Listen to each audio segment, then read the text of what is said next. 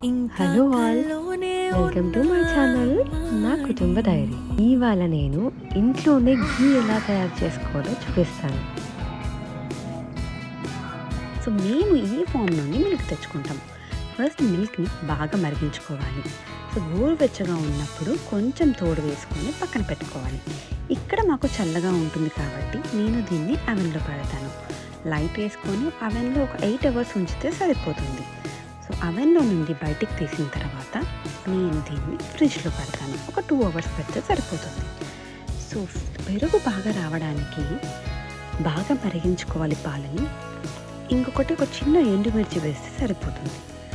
So ఫ్రిడ్జ్లో పెట్టుకున్న తర్వాత దీన్ని బయటికి తీసి చూస్తే ఎంత బాగుంటుందో మీకు చూపిస్తాను.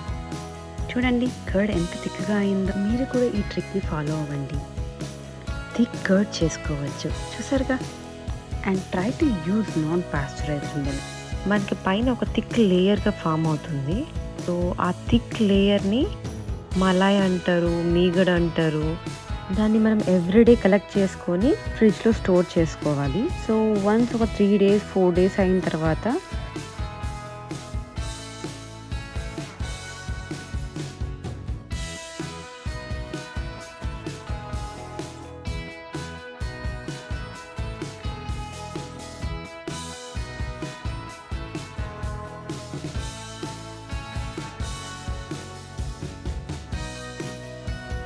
ఒక మిక్సర్ జార్ తీసుకొని అందులోకి ట్రాన్స్ఫర్ చేయండి.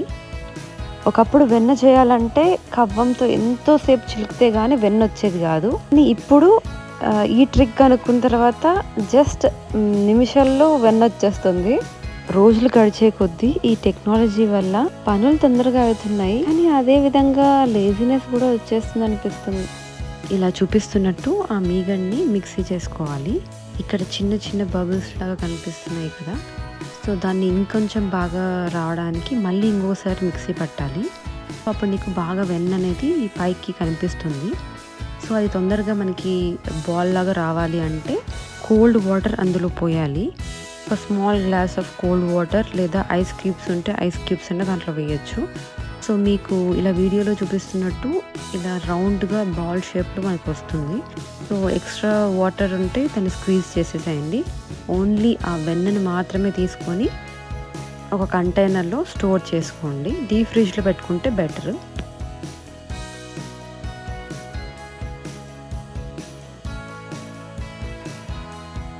ఇది కూడా అలా 2-3 times స్టోర్ చేసుకొని ఒక్కసారిగా మీరు గీ చేసుకుంటే మీకు ఎక్కువ క్వాంటిటీ వస్తుంది.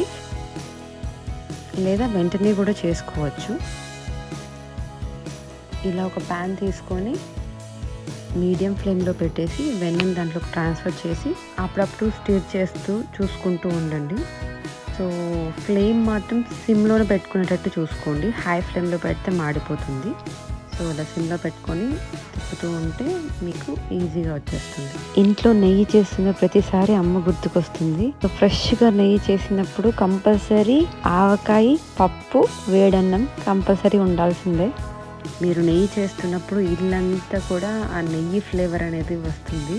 ఆ స్మెల్ చూస్తుంటేనే చాలా టెంప్టింగ్గా అనిపిస్తుంది. సో ఇక్కడ గీ లవర్స్ ఉంటే వాళ్ళకి చాలా బాగా అర్థమవుతుంది. ఇక్కడ నేను 2 cloves యాడ్ చేశాను. సో మంచి ఫ్లేవర్ కోసం. అండ్ కొంతమంది తమలపాకం కూడా యాడ్ చేస్తారు.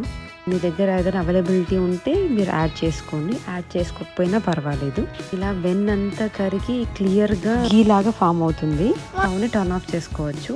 రూమ్ టెంపరేచర్ వచ్చేంత వరకు దాన్ని కూల్ డౌన్ అయిన తర్వాత ఒక బాటిల్లోకి మీరు ట్రాన్స్ఫర్ చేసుకోండి. సో ట్రాన్స్ఫర్ చేసుకున్న తర్వాత ఇలా చిన్న పార్టికల్స్ అనేవి లాస్ట్లో మిగిలిపోతాయి. దాన్ని పడేయకండి. మీరు డైరెక్ట్గా తినచ్చు, లేదా అన్నంలో కలుపుకొని తినచ్చు, లేదా you can make sweet from it.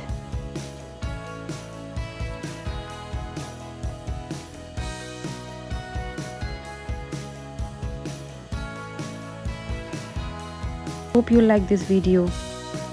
See you again with one more video. Thanks for watching. Subscribe for more. Bye.